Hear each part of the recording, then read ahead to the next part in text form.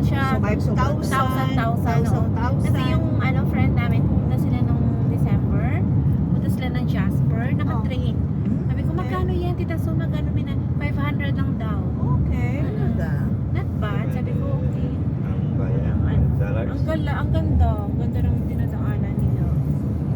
So, diba, ang train may puro siya glass. Di ba na makikita mo? Yung viewpoint. Ganda. Maya mo na.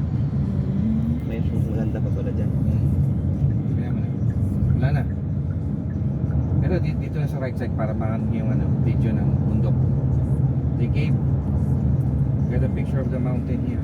Front. Right side. Take picture. North Shore Mountains. Yep.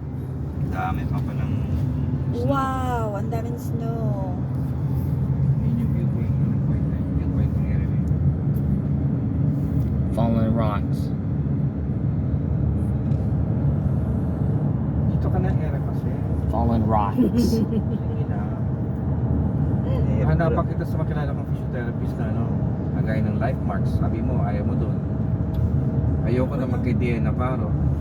Ayoko ng life marks kasi yan. Government ang kanyang customer.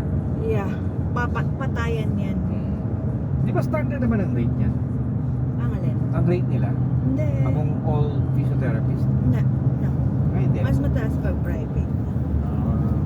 May cap kasi ang government, di ba? Up to this lang. Oo, yun lang. Para i-cover nila. Pero syempre,